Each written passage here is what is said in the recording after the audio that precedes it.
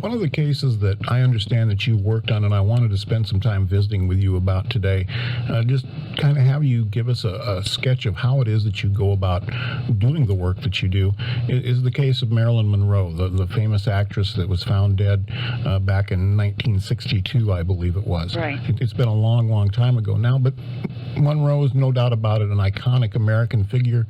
She captures our imagination to this day. I guess here at the beginning, BD, if you would, tell us the official version, if you will, and then explain to us the work that you did on this case. Okay, I think in order to explain better, I would have to do a very, very brief crash course about the horoscope itself, which is where I base all of my information. It's basically a blueprint of the positions of stars and planets at a given point in time and at a given location. And you use the time from the crime or when the person is last seen and the location of the incident.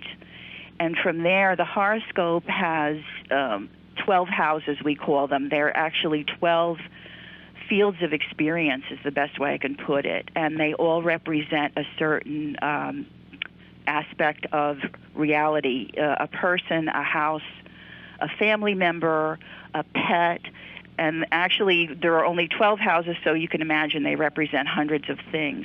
But you begin to look at certain houses and the planets that concern that house, which is sort of your springboard for getting more information. I never really forgot that because I wasn't sure that someone of her stature really would have just at the height of her career committed suicide. So it's something that always bothered me over the years, something that always in the back of my mind I was curious about. So when I did the chart, it was basically with an open mind because I just wanted to know for myself. I had no idea I was going to write a book about it. But I was just, I use charts to solve problems, and this was something that had concerned me. So I started to work on the chart, and the more I got into it, I was like, oh, there's a lot going on here. There were some powerful people behind the scenes with this incident. She didn't stand a chance. I mean, it was just a very negative scenario for her. So I was working on the chart, and I thought, I'd like to educate myself a little better. I knew the background of that evening, but of course I didn't have access to all the research that other people had done. So I started studying up on it. I actually read everything I could find and also 3 books, quite good books that had recently come out on her death. And they were good because they were able to get information that at the time was not readily available. Over many, many years, information becomes available that is either not disclosed initially or it's conveniently lost. So I looked into that, and it pretty much fortified my view that she was, in fact, murdered by people close to her because she was a very threatening figure to them in some ways. And as I did the chart, everything else I was discovering sort of dovetailed into the same conclusions. And I felt that was such an early impression that I had in my life that was the first thing I wanted to put in the book. It was actually chapter 1 in the book. And even now, I'm still amazed by what happened on that night. There are still things being discovered about it, but I'm pretty firm in my conclusion that this was not a suicide. It was, in fact, a murder. Was your research able to point a finger at the people that are responsible? Well, yes, actually, there were several people involved. There were more people involved on that night than we originally were aware of. But it goes up very high in government, actually, with men that she was having affairs with. And unfortunately, her doctor, whom she relied on heavily, was present that evening as well. And that was the first thing I thought of when I was working on the chart. I was like, there's a doctor here, and he really didn't help her. He actually administered a fatal dosage of drugs from what the horoscope led me to research and what was confirmed by my research. It was pretty much people very high up in power. And also her doctor facilitated this. They were all in her house that night. What many people do not know is that everything that was going on in her house was bugged.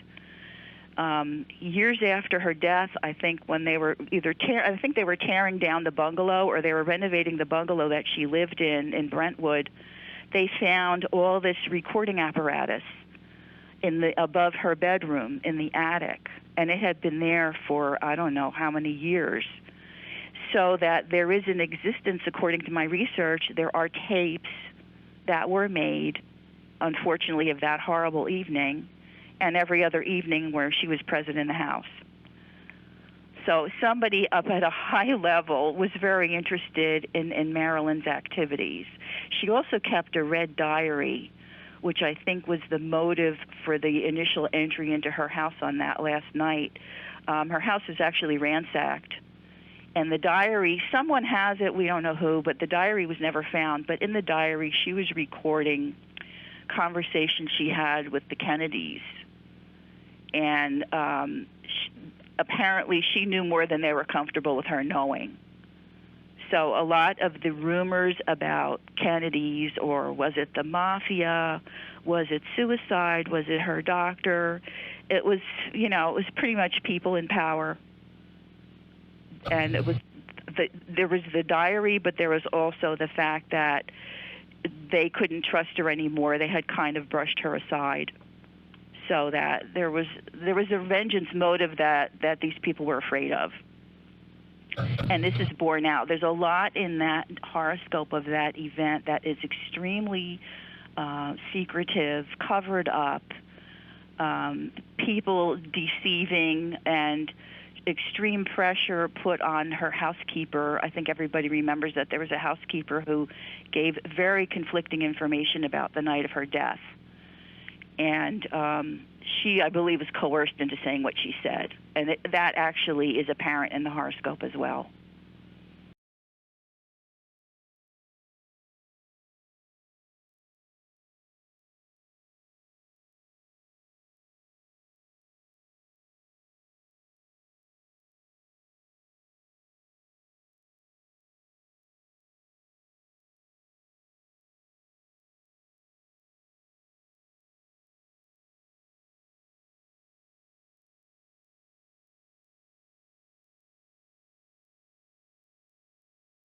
I will, of course, discuss it with my friends and colleagues, but what I do is basically I write about it, because I think it's important, more so than any individual case itself. It's important that people understand, whether they're in law enforcement or victims of crimes, or just related to victims of crimes, that people understand that there is such a valuable resource in astrology in helping us understand why things happen to us, and helping us find out more information, more clues about what goes on.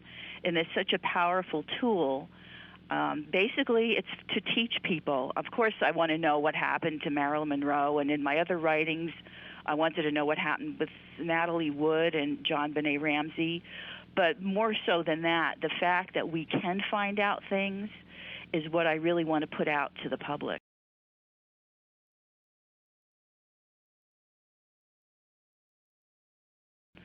When you do research on the internet, it'll say, well, the person went missing at 10:30, and then another report will say, well, the person went missing at 11 o'clock.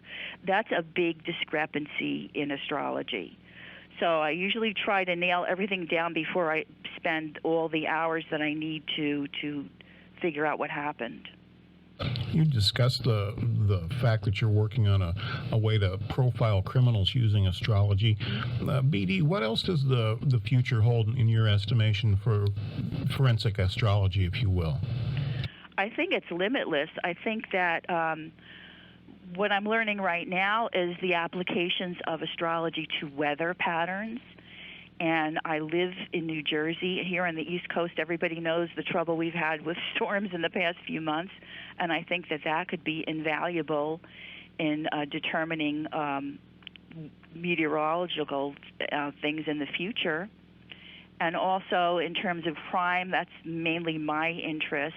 But there's a whole branch of astrology which is called medical astrology, which was used extensively in the Middle Ages.